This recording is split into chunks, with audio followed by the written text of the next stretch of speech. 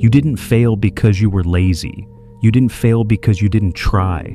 You failed after you prayed, after you showed up, after you gave it everything you had. And that's what hurts the most, because if you had messed up, at least failure would make sense. But you didn't. You stayed late. You sacrificed. You believed. You hoped. You tried your absolute best. And still, it collapsed. So now you're left with questions you don't say out loud. Why would God let this fall apart when I was finally doing the right thing? Why would He allow me to lose something I worked so hard for? Why does obedience still hurt? Let's talk about that. Because this kind of failure feels different. It carries shame. It carries self-doubt. It makes you question not just your choices, but your worth. And the dangerous part is this. If you don't understand this moment, you'll start blaming yourself for something that was never meant to last. Here's the truth most people never hear. Some failures are not punishments. They are interruptions. Not because you were wrong, but because you were heading somewhere that would cost you more than you knew. See, we're taught that effort guarantees outcome.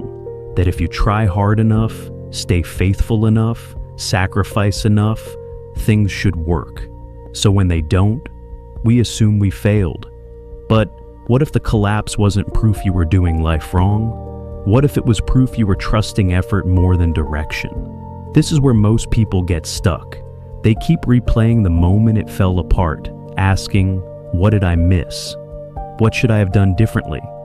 Why wasn't I enough? But the question you should be asking is this: what was I being protected from? Because not everything that breaks was meant to be repaired. Some things were only meant to get you moving. Think about it. If that door hadn't closed, you would have stayed.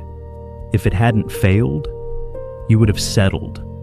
If it had worked just enough, you might never have looked up. There are moments when God allows failure not because He's silent, but because success would have kept you stuck. And I know that's hard to hear when you're grieving the version of life you thought you were building. But hear this carefully. You can do everything right and still be headed in the wrong direction. That doesn't make you foolish. It makes you human. Some of the strongest people in history experienced their biggest collapse after obedience, not before it. They were faithful and still forgotten, prepared and still rejected, anointed and still delayed, not because they were unqualified, but because timing and alignment matter more than effort. Here's the uncomfortable truth. You were trusting the work of your hands when God was trying to shape your heart.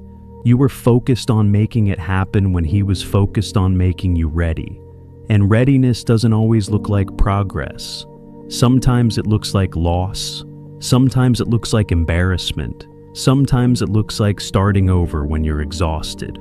But starting over doesn't mean starting from nothing. You didn't lose the lessons. You didn't lose the strength.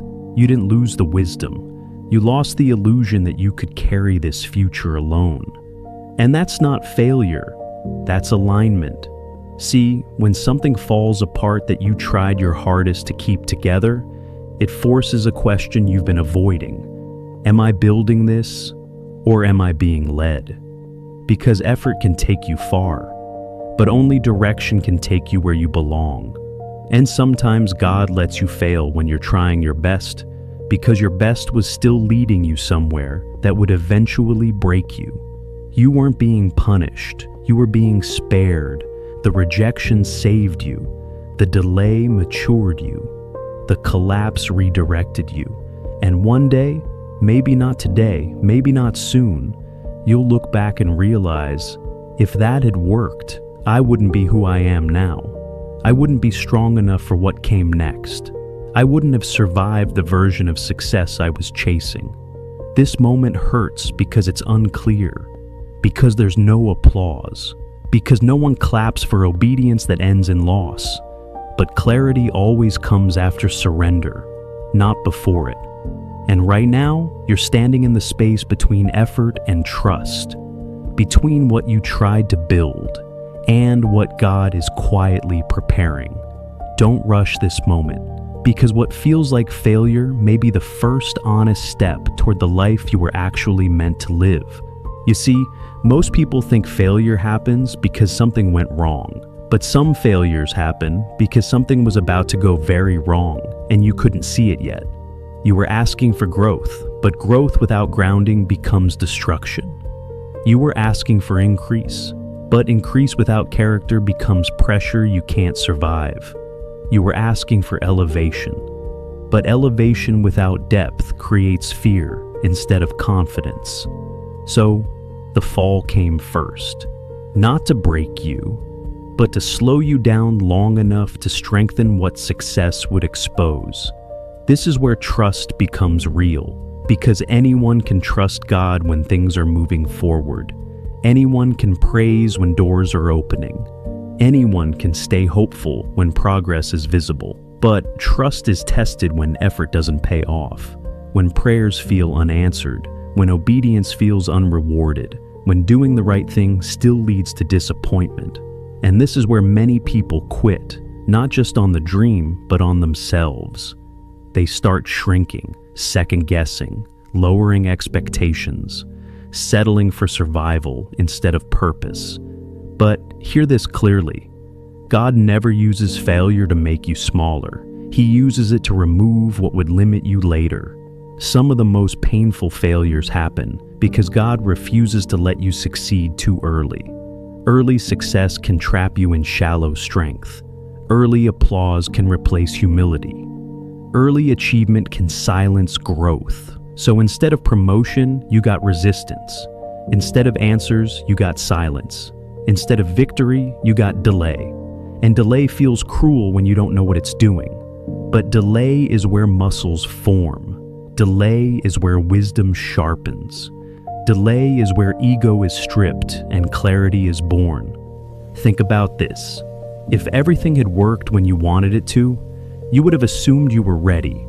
But readiness isn't measured by desire. It's measured by endurance. God is not impressed by how fast you move. He's concerned with how long you can stand. That's why some of you were allowed to fail publicly, because private strength wouldn't have been enough for what's coming. And I know how uncomfortable that sounds, because public failure carries humiliation. It makes you feel exposed. It makes you feel like people are watching and whispering. But exposure is sometimes protection. Because what you think you lost might be what saved you from a future collapse that would have been far worse.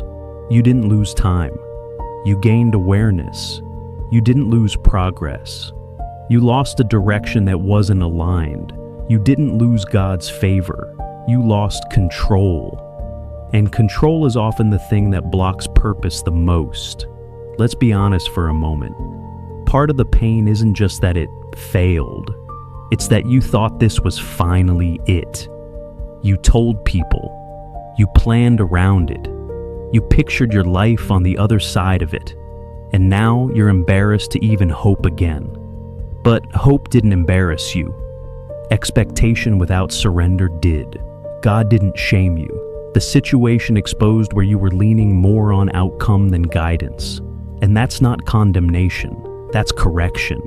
Correction that saves lives. Correction that reroutes futures. Correction that builds foundations deep enough to hold weight.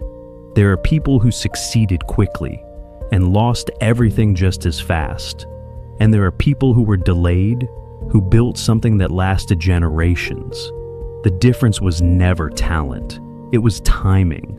So if you're wondering why God let you fail when you were trying your best, here's one of the hardest truths to accept. Your best effort does not replace divine order. Effort moves things. Order sustains them. And when order isn't in place, success becomes dangerous. So God stops the momentum, not because he's angry, but because he's intentional. He cares too much about your future to let you win in the wrong season. Right now, it feels like everything is on pause. But pause is not punishment. Pause is preparation. This is the season where you learn who you are without applause, where your identity separates from achievement, where your value is no longer tied to outcome. Because if success ever becomes your source, it will eventually destroy you. God isn't trying to delay your joy. He's protecting your stability, and stability takes time, especially when what's ahead of you requires more strength than you currently have. So don't rush this part. The breaking you experienced is making room for a version of you that can carry more without losing yourself. One of the hardest parts of failing when you're trying your best is that people stop understanding you. They saw the effort, they heard the confidence, they believed the vision until it didn't work, and now they're confused. Some of them pull back quietly. Some of them offer advice you didn't ask for. Some of them assume you miscalculated, rushed, or overestimated yourself. But what they don't see is the private obedience behind the public disappointment. They don't know how many nights you prayed, how many times you kept going when quitting would have been easier, how much faith it took to even try. And God allows that misunderstanding on purpose. Because if everyone understood this season, you would lean on their validation instead of His guidance. Misunderstanding separates motive from applause. It forces you to ask yourself a question that success never asks. Who am I when no one believes in the outcome anymore? This is where calling becomes clear, because people who are chasing approval retreat here, but people who are being shaped lean in. God often lets you fail in a way that strips away the crowd so you can finally hear direction without noise. This is why some of your biggest support systems disappeared after the fall, not because they were fake, but because they were assigned to a different version of you, and that hurts, because losing the dream was painful, but losing people at the same time feels unbearable. Yet solitude is not abandonment, it's refinement. You don't become strong in a room full of voices. You become strong when you learn to stand without them. That's why God doesn't rush to explain Himself. If He explained everything now, you would agree, but you wouldn't transform. Explanation comforts, experience changes you. So, instead of answers, you're being given endurance. Instead of clarity, you're being given character. Instead of shortcuts, you're being given depth, and depth takes time. This is where many people misinterpret silence. They think God stopped caring. They think He moved on. They think they missed their moment. But silence is not absence. Silence is focus. God is not ignoring you. He's working beneath the surface where applause can't interfere. Roots don't grow in noise. They grow in darkness. And roots determine how high something can rise without collapsing. That's why this season feels hidden. You're not being buried, you're being planted. And planting seasons are quiet, lonely, and uncomfortable. Nothing about them looks successful, but everything about them is necessary. You don't build resilience when things work. You build it when you have to keep going without confirmation. And that's what this failure is teaching you. How to trust direction without evidence. How to obey without results. How to believe without reassurance. These are not beginner lessons. These are the lessons reserved for people being prepared for weight. And weight changes everything. Weight exposes weak foundations. Weight magnifies cracks.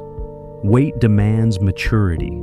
So God lets things fall early before success puts pressure on what isn't ready. The fall was mercy.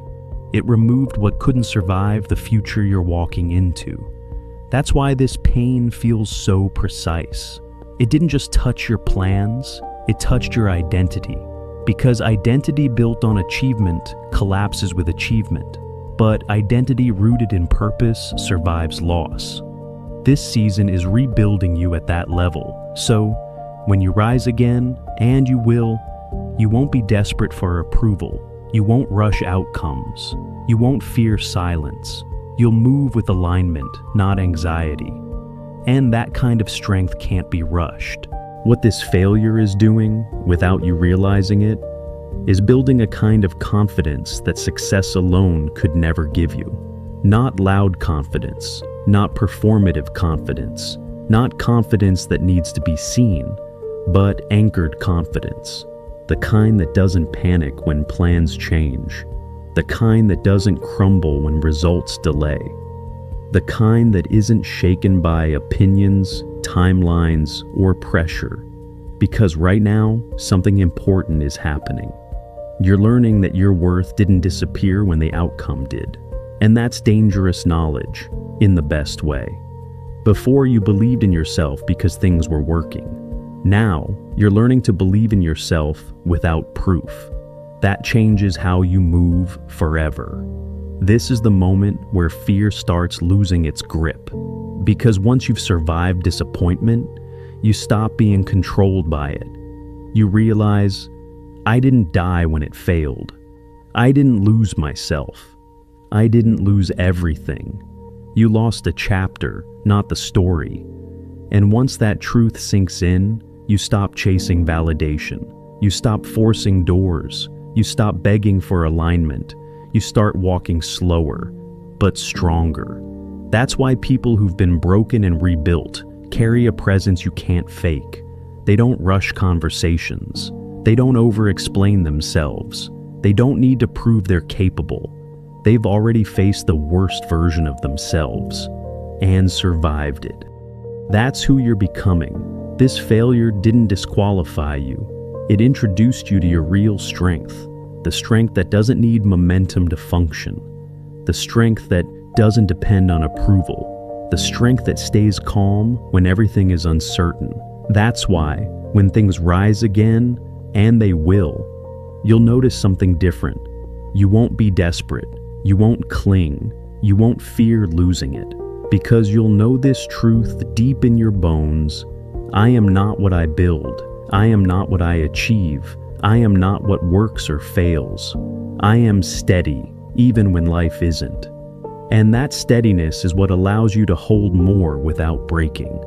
So if you're standing in the aftermath right now, looking at pieces you don't know how to put back together, let me say this clearly. You don't need to rebuild what failed. You need to become who the future requires. And that process is already happening. Quietly, slowly, faithfully, even on days when it feels like nothing is moving, especially on those days. Because when you finally step into what's next, you won't arrive as someone hoping it works. You'll arrive as someone who knows they'll be okay even if it doesn't. And that's power, real power. So, if you're in that place right now, where you're replaying everything you did right and still wondering why it didn't work, I want you to hear this without rushing past it. God didn't let you fail because you weren't enough. He let it fail because it wasn't finished. Not you, the process. What broke wasn't your future. It was a version of it that couldn't carry what was coming next. And I know you wanted answers sooner. I know you wanted reassurance. I know you wanted some sign that the effort wasn't wasted. But sometimes the clearest sign is that you're still standing, still breathing, still willing to hope again. Quietly, cautiously, but honestly. That means something survived. And whatever survives, loss is strong enough for purpose. One day this season will make sense, but not in the way you expect. You won't look back and say, now I understand why it failed. You'll say, now I understand why I had to change. You'll realize the failure refined your instincts, slowed your pace, sharpened your discernment. It taught you to listen before leaping, to rest before rushing, to trust direction over desire. And you'll notice something else too. You don't envy people the way you used to.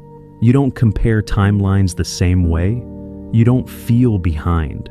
Because once you've been rerouted by God, you stop measuring progress by speed. You start measuring it by peace. And peace doesn't come from everything working. It comes from knowing you'll be okay, even when things don't. That's the gift hidden inside this disappointment. Not comfort, not ease, but confidence that can't be shaken. So don't rush to label this moment as loss. Let it finish shaping you. Let it finish teaching you. Let it finish separating who you were from who you're becoming. Because the version of you on the other side of this won't need to prove anything. They'll move with clarity, with humility, with quiet strength. And when the next door opens, and it will, you'll walk through it differently. Not trying to force it, not afraid to lose it, but grounded, ready, and whole. This wasn't the end. It was the interruption that saved your future. And one day, you'll thank God for what didn't work because it led you to what finally will.